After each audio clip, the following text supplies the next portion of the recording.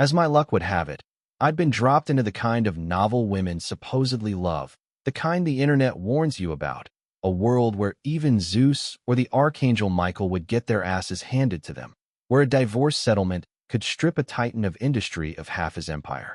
This particular brand of divine right made my blood run a little cold. Fortunately, I'd managed to flip the script.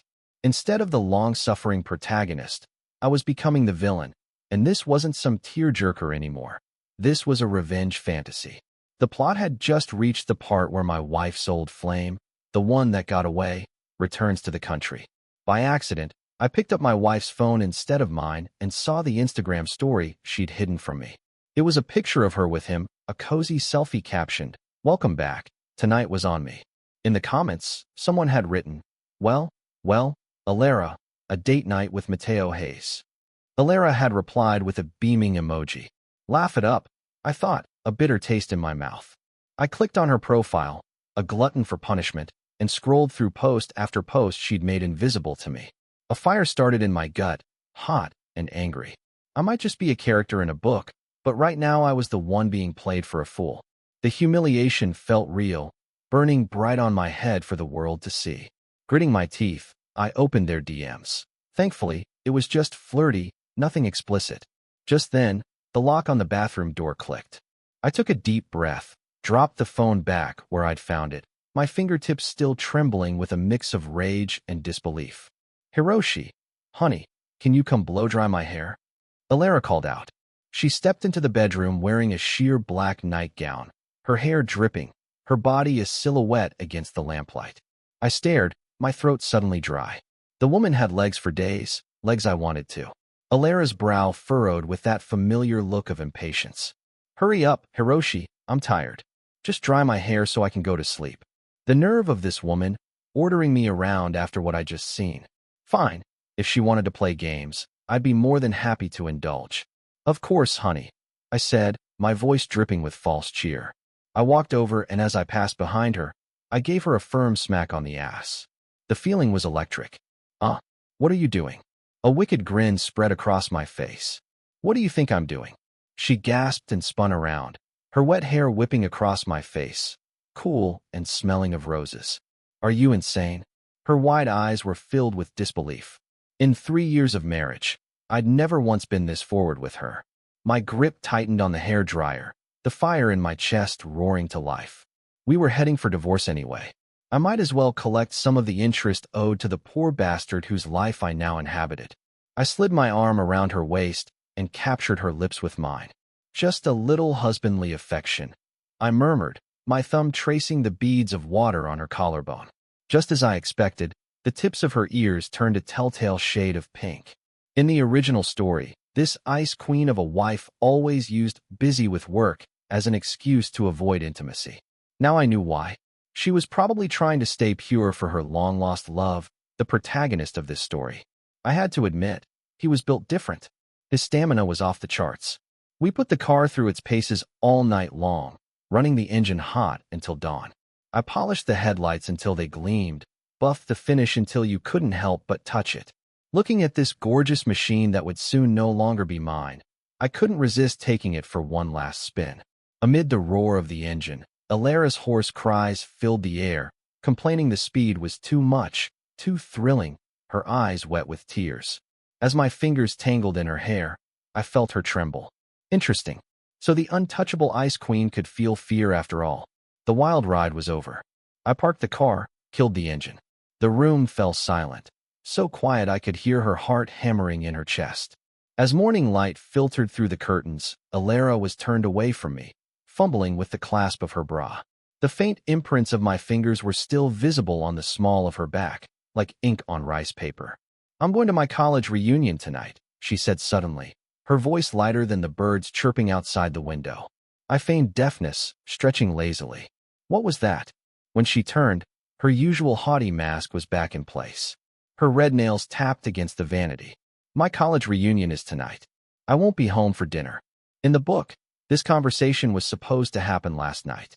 Tonight, Alara would go to the reunion, and fueled by alcohol and a game of truth or dare, things would escalate. The original me, worried about her drinking, would show up early to take her home, only to walk in on her and Mateo locked in a passionate kiss. It's on my way. I'll give you a ride after work. Alara's hand applying lipstick froze midair. In the mirror, a flash of panic crossed her eyes. You don't have to. Sophia is picking me up. My gaze drifted to the silk nightgown on the floor, torn to shreds. I nodded. All right. Be safe tonight and don't drink too much. That evening, I arrived at the private club right on schedule. The two bodyguards I'd brought with me took up positions on either side of the suite's door, silent and imposing. A waiter approached. Sir, I'm sorry, but the guests in this suite have requested not to be disturbed. I gave him a cold look. My wife is in there. Does that rule still apply? The waiter froze, sensing the palpable authority coming off me. He swallowed hard. My apologies, sir. Perhaps you could call your wife and have her meet you out here. I pulled a crisp $500 bill from my wallet. Get lost, I said, my voice low. His eyes widened at the cash, and he snatched it quickly. Right away, sir. I'll get lost immediately. As he walked away, I heard him mutter, rich guys and their quirks. Shows up with bodyguards. Not like I could stop him from kicking the door down anyway. Son of a bitch. He thought I was an idiot. The moment I pushed the door open, I was hit by a wall of deafening music. My face was a mask of indifference as I scanned the room. The lights were dim, but it only took me a second to find Alara. She was wearing a chic white pantsuit paired with my favorite black silk stockings. Mateo Hayes was sitting right next to her, his arm draped casually over her shoulder. They were leaning in close, laughing and talking in low voices under the pulsing lights. I pulled out my phone and started recording, zooming in for a few close-ups. The flash went off like a gunshot, and the entire room fell silent. Then a voice cut through the quiet. Hey man, party's a party, but no flash. Keep the drama off the internet. Alara recoiled from Mateo as if she'd been electrocuted. Her wide eyes reflected my silhouette, phone still held high. Hey Hiroshi. I calmly put my phone away, my dress shoes crunching on the confetti-strewn floor. Haha, my apologies, everyone. Didn't mean to spoil the mood. I gestured vaguely. Please continue. I'm just here to pick up Alara. Looks like I'm a little early. A strange quiet settled over the room until Mateo suddenly laughed. He stood up, swirling a glass of red wine. His tie loosened around his neck. You must be Alara's husband, right? Care to join us for a round of truth or dare? I'd love to, I said, a slow smile spreading across my face. I unbuttoned my suit jacket, sat down, and picked up the dice shaker, ignoring the shocked stares. But I should warn you, I'm a sore loser. Don't blame me if I ruin the party. The rattle of the dice on the felt table sounded unnaturally loud. Mateo slid a shot of whiskey toward me, a challenge in his eyes. Loser either drinks or answers a question. I saw Alara tugging on his sleeve under the table and smirked. Pushing the glass back, drinking is boring. Questions are much more interesting. A chorus of cheers and jeers erupted from the room. Alara lost the very first round. Sophia, never one to miss a chance for drama, leaned forward. If Mateo had never moved abroad, would you have married him? The light from the crystal chandelier danced on Alara's eyelashes. She hesitated, glancing first at me, then at Mateo. Yes, she said. The room exploded. All eyes filled with malicious glee turned to me.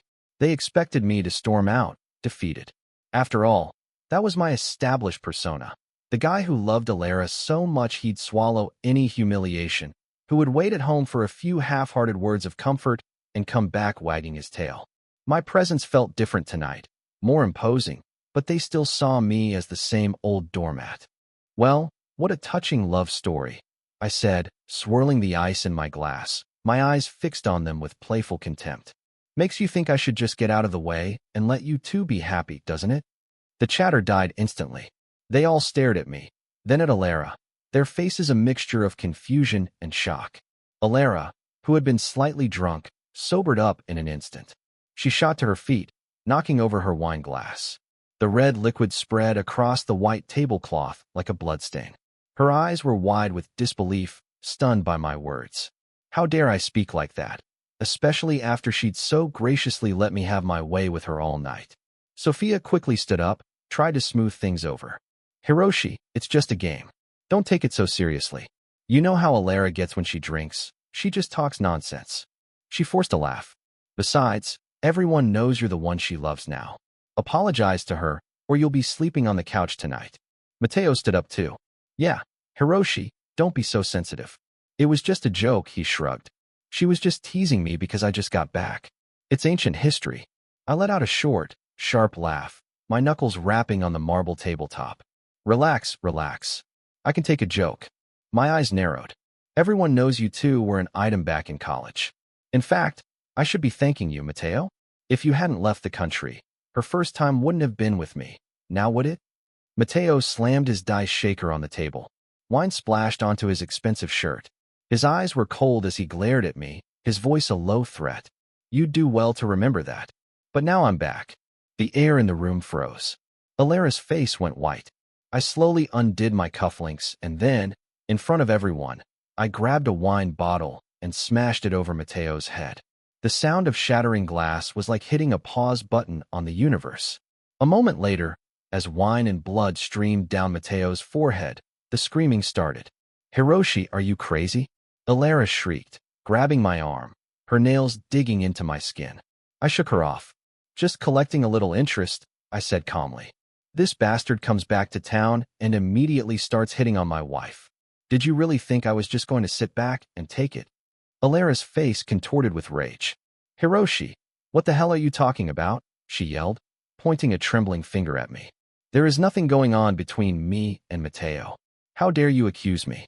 I glanced at Mateo, who was being helped up, and then wiped my face, kicking him squarely in the chest and sending him sprawling again. Nothing going on? I turned and slapped Alara across the face. You post pictures with him on your closed friends list that you block me from, and you have the audacity to say there's nothing going on? You have a nerve to post those cozy pictures, but not the guts to admit it. She staggered back, clutching her cheek, her high heels grinding on the broken glass. Hiroshi, she screamed, her voice raw. You hit me. She held her face, her eyes wide with fury and shock. You get on your knees and apologize to me right now. Then you apologize to Mateo. If you don't, I'm calling the police and you'll be finished. Apologize. That was a laugh. If it weren't for the money I'd lose in a divorce, I'd have walked out on her right then and there. Go ahead, call them. I straightened my tie and opened the door to the suite. My two bodyguards stepped inside. I gestured grandly at the stunned partygoers. Do any of you know who I am? The name Kaido, anyone? Anyone who took pictures or videos tonight, delete them. Every last one. Unless you want to find out the hard way that the Kaido family is not to be trifled with. I turned my attention back to Alara. Call the police. I'm waiting. Let's see who in this city dares to meddle in my family's affairs. A wave of pure satisfaction washed over me. This wasn't the protagonist. This was the goddamn villain. The room was dead silent. Everyone frozen by the sheer force of my threat. Alara's hand holding her phone was shaking. Her red polished fingertips swiped at the screen several times, failing to unlock it. What's the matter? Second thoughts. I sneered, pulling my own phone from my jacket. Should I call for you? Hiroshi, she shrieked, lunging for my phone. Are you insane? Do you have to make such an ugly scene? I sidestepped her easily, catching her by the wrist. Ugly. I leaned in close, my voice a whisper only she could hear. You didn't think it was ugly when you told a room full of people you wished you'd married another man? We just spent all last night together, and you're already trying to trade up? Her pupils contracted, her lips trembling, speechless. This was a side of me she had never seen before, and it terrified her. Mateo struggled to his feet, blood still oozing from the cut on his forehead. He stumbled toward us. Hiroshi, let her go. If you have a problem, take it up with me. Well, you all heard him. I announced at a room. He said to take it up with him. I've never heard such a desperate request.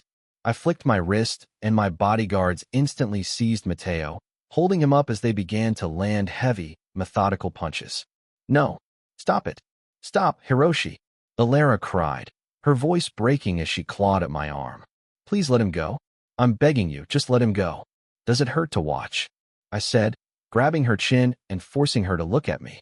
Last night, when you were screaming my name, were you secretly thinking of him? The question landed like a bomb. A few of the women in the room actually blushed and covered their mouths. Alara's face flushed a deep crimson, tears streaming down her cheeks. Hiroshi, you're a bastard. I'm a bastard. I let her go, calmly adjusting my cuffs. Alara, Have you forgotten who cooks you dinner every night? Who stays up all night taking care of you when you have a fever? With every question, I took a step forward, and she retreated until her back was against the wall. Now your old flame is back, and you can't wait to jump in his arms. I reached out and wiped a tear from her cheek, my voice as cold as ice. You make me sick. Her lips trembled, her makeup streaked with tears. It's not like that. Not like what? You didn't deliberately hide your Instagram stories from me? You weren't deliberately getting cozy with Mateo at your reunion. I shook my head. Alara, I gave you a chance. I didn't. I swear we're just friends now, she sobbed, shaking her head frantically. I only had the story because I didn't want you to get the wrong idea. The suite door burst open, and the club manager rushed in with security guards. What's going on here? Who's causing trouble? His eyes scanned the room and landed on me. Sir, I'm going to have to ask you to get out, I said without even turning to look at him. The manager's face hardened, but before he could say another word, one of my bodyguards stepped forward and discreetly flashed his credentials. The manager's expression went from angry to ashen in a heartbeat. He bowed repeatedly and backed out of the room, pulling the door shut behind him. Silence descended once more, broken only by Alara's choked sobs. I took out a cigarette and lit slowly. Through the haze of smoke, the sight of Mateo groaning on the floor was almost comical. Hiroshi, Alara suddenly grabbed the hem of my jacket. Can we please just go home and talk about this? I tapped the ash from my cigarette and laughed. Home? Sure. My place or Mateo's? Her nails dug into my arm, her voice thick with tears. Hiroshi, do you have to humiliate me like this? I shook her hand off and crushed the cigarette out in Mateo's wine glass. Humiliate you, Alara? Are you even worthy of it? Everyone in the room held their breath. Sophia started to step forward to intervene, but froze when my gaze fell on her. From now on, you're moving out of the master bedroom, I announced. I pulled out my phone and dialed my lawyer in front of everyone. Mr. Chun, prepare the divorce papers. Alara lunged for the phone. No, I won't sign anything. I easily pinned her wrist, whispering in her ear. Did you really think I'd keep a woman who has another man living in her heart? Mateo, covered in blood, struggled up from the floor and roared. Hiroshi, let her go. He was clearly trying to play the hero for Alara, to cement his image as the good guy. I let out a cold laugh and signaled for my men to release him. You like picking up my sloppy seconds that much, Mateo? Fine. She's all yours. Alara trembled with rage and swung her hand to slap me. I caught her wrist and, with a flick of my own, struck her across the face. She collapsed like a deflated doll, sobbing hysterically on the floor. I adjusted my suit and walked toward the door without a backward glance. Hiroshi, she screamed from behind me. You'll regret this. I paused at the door, turned, and gave her a cruel smile. By the way, I forgot to mention, if you're not home tonight. My eyes hardened. I'll start with your family. I then swept my gaze over the rest of the room. And as for the rest of you, if a single word of what happened here tonight gets out, you'll all have to answer to me. With that, I walked out, the heavy door closing behind me and cutting off the sound of her cries. The nerve of that guy, thinking he could touch my wife, I said, wiping my hands as I exited the restroom. When my bodyguard spoke up, Mr. Kaido, should we arrange for someone to take care of that guy Hayes? No need, I said, pausing. I'm not a complete monster. A smirk played on my lips. Just have Razor send him to Thailand. Tell him to get a complete makeover. I hear the surgeons there are artists. At 3 o'clock in the morning, the door to the master bedroom creaked open. Alara stood there, barefoot, still in the pantsuit from the reunion, though now her black stockings were torn in several places. Hiroshi, her voice was a raw whisper. Can we talk? I didn't turn on the light. The moonlight cast her shadow long and thin across the floor. She slowly approached the bed and then, to my surprise, knelt down and wrapped her arms around my legs. I knew that after I'd left, she had taken Mateo to the hospital. They'd run a battery of tests before she finally rushed home. I also knew that Mateo had tried to hug her as she was leaving, but after the night's events, she had flatly rejected him. I was wrong. I was so wrong. Her tears soaked through my pajama pants, the warmth reminding me of how she'd felt beneath me last night. I tilted her chin up, my thumb brushing against the still red mark on her right cheek. Did Mateo drive you home? She flinched and shook her head wildly. No, I took an Uber. She suddenly lunged at me, tearing at my clothes, her warm lips pressing frantic, messy kisses against my bare skin. I pinned her wrists to the headboard, and she responded by moving against me, a silent, desperate plea. "Pathetic, aren't you?" I murmured, my hand squeezing the soft flesh of her thigh. "Spend the day crying over the one that got away, then come crawling to me at night." Alara just whimpered and writhed, and 2 buttons on her blouse popped open. The next morning at breakfast, Alara did something she hadn't done in years. She made me oatmeal.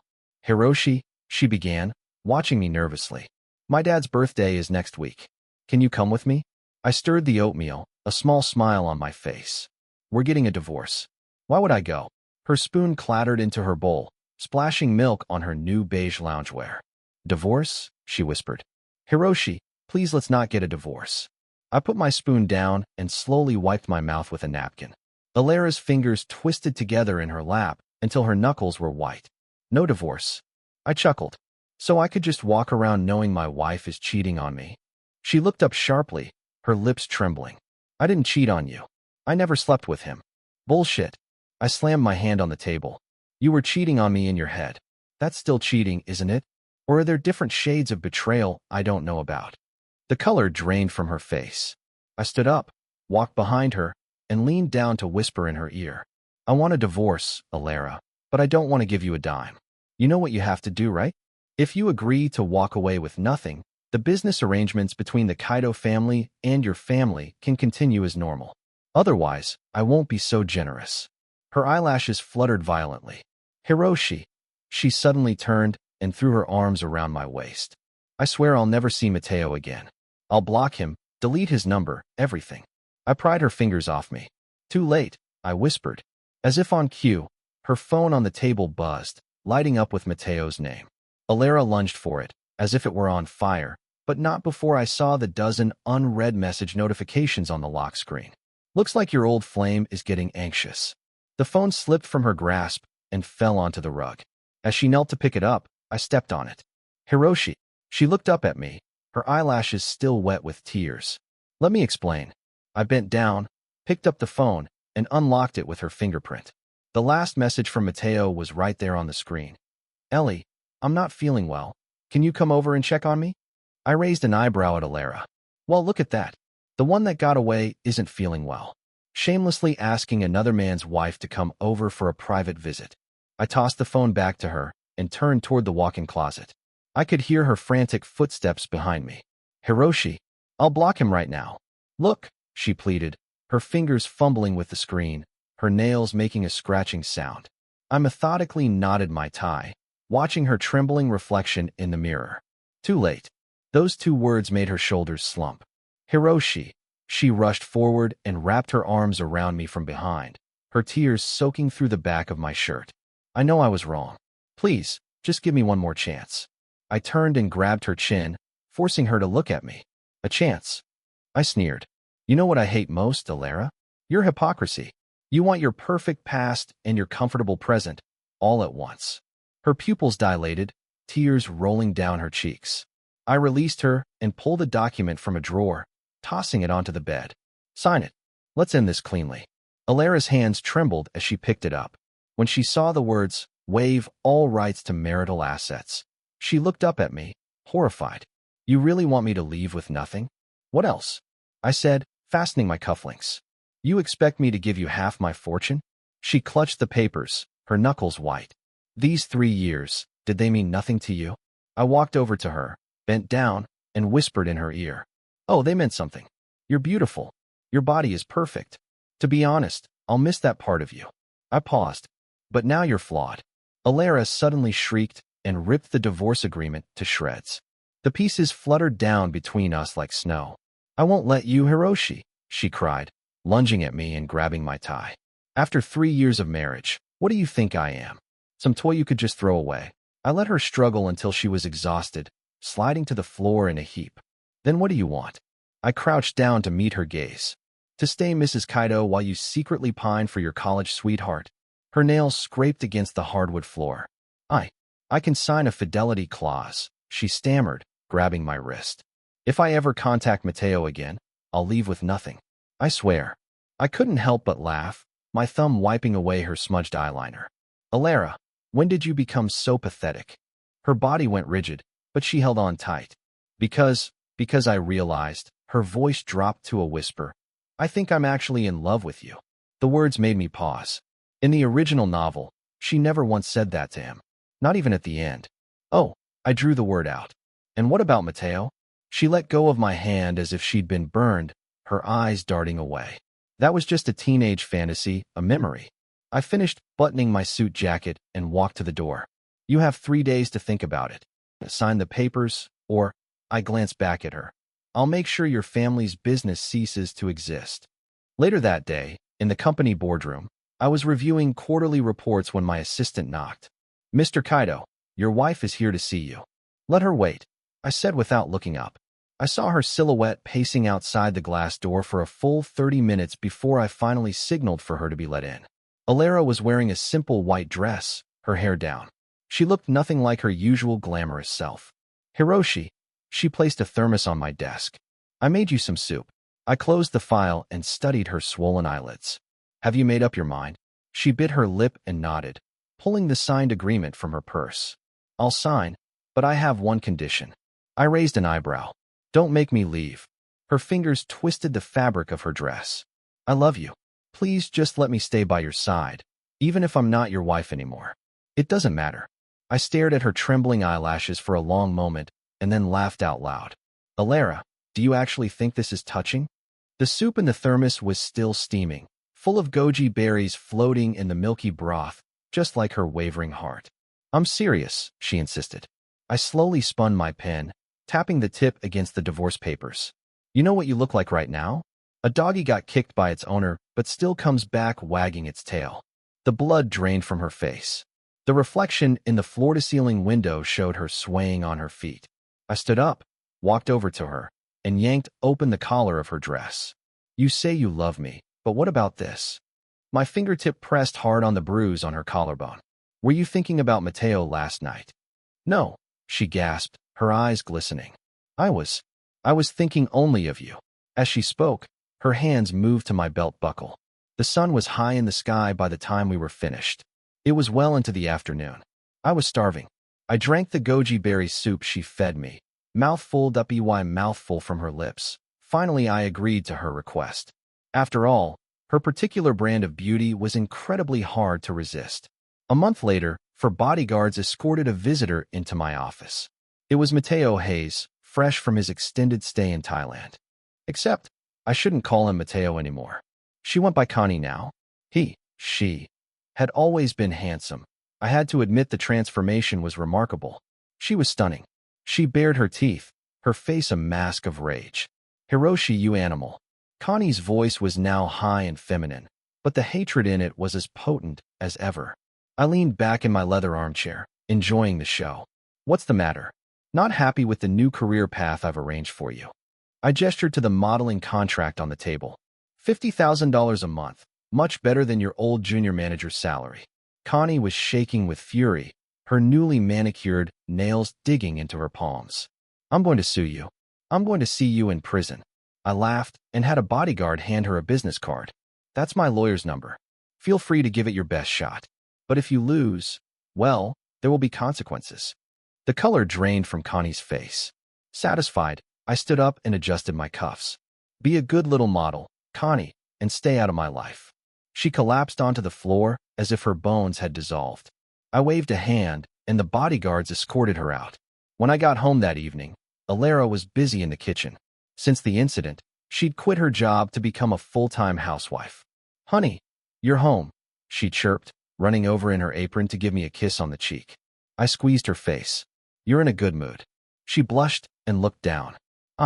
I made an appointment with a therapist. I raised an eyebrow. Oh, I want, she said, twisting her fingers, to fix our marriage. I studied her for a few seconds, then smiled. Come here, I want to show you something. I pulled out my phone and showed her the pictures of Connie. The screen showed the former campus heartthrob, now a bona fide bombshell. Alara's eyes went wide. The spatula she was holding clattered to the floor. Is that the one that got away? I said, tilting her chin up. Feeling sentimental? Her eyelashes trembled, but she shook her head firmly. He deserved it. Her answer pleased me. I stroked her swollen lips as a reward. Good girl. That night, Ilara was exceptionally docile. She wore the black lace lingerie I'd picked out for her and knelt by the bed, toweling my hair dry. When a drop of water trickled down my abs, I heard her breath catch. Hiroshi, she whispered, leaning close to my ear. Let's have a baby. I paused. In the original story, she'd been militant about birth control, terrified of being tied down by a child. What's this? I pulled her onto my lap. Trying to save the marriage with a baby? She wrapped her arms around my neck, her soft chest pressing against mine. I want to have a baby that looks just like you. The moonlight cast shifting shadows on her face. I suddenly remembered the misogyny from the original book. All right, I said, smiling as I untied the ribbon of her negligee. But first, I'll need to make sure you're. My fingers slid down, deliberately cruel. Clean. Her body went rigid for a second, then she pressed herself against me even more eagerly. Only for you. It's only ever been you. Ilara's medical report lay on my desk. Every metric indicated she was in perfect health. When I flipped to the last page, I saw she'd drawn a tiny heart in the corner. The woman was getting good at this. Hiroshi, she cooed, gliding into my study with a plate of fruit. She speared a piece of cantaloupe and held it to my lips. Our anniversary is this weekend. What do you want for a gift? I bit down on the fruit and pulled her onto my lap. You decide. My fingers toyed with the ends of her hair. You're being awfully sweet. Are you trying to get something from me? Her ears turned bright red, but she feigned indignation. Of course not. I cut her off by pressing her down onto the desk, sending pens and papers scattering to the floor. Connie Hayes, it turned out, was a glutton for punishment. She was still trying to get revenge, but she had tragically overestimated her own influence and underestimated the sheer power of the Kaido family. She filmed a tearful video laying out all her evidence, detailing my supposed crimes against her. But before she could get through her monologue, the video was wiped from every corner of the internet. It had caused a brief stir online, but the narrative was quickly redirected. Suddenly, a story about a famous actress having a secret love child broke, followed by a scandal involving a movie star sleeping with his fans. The internet predictably moved on. Since Connie had broken our little agreement, I had to keep my word. That night, she was taken to a villa in the suburbs. I arranged for 3 very large, very unfriendly guys to give her a warm welcome. When Ilara found out, her face was a mask of panic. Hiroshi, isn't that too cruel? I smiled and pinched her cheek. Cruel? It's just a little lesson. I raised an eyebrow. Don't tell me you feel sorry for her. She smiled back, her eyes shining like stars. It's what she gets. She's the one who chose to go against you. She deserves it. This was unexpected. In the book, she tortured the protagonist for years over this guy. I grabbed her wrist and pulled her into my arms. Such a good girl. She settled onto my lap, her finger tracing circles on my collar. I figured out all that nonsense about the one that got away, the unforgettable first love. Her lips brushed against my earlobe. None of it matters as much as the man right in front of me. The candlelight flickered on her eyelashes. I thought about the ending of the original novel, how after the protagonist finally let her go, she fell apart and spent the rest of the book groveling to get him back. My fingers tangled in her hair. What if Mateo came back to you right now? I asked, testing her. She froze for a second, then cupped my face in her hands. Hiroshi, listen to me. The scent of roses filled the air. For the last month, I've woken up every single day terrified that you were going to leave me. A tear fell onto the back of my hand, hot and heavy. It wasn't until I saw what happened to him that I understood.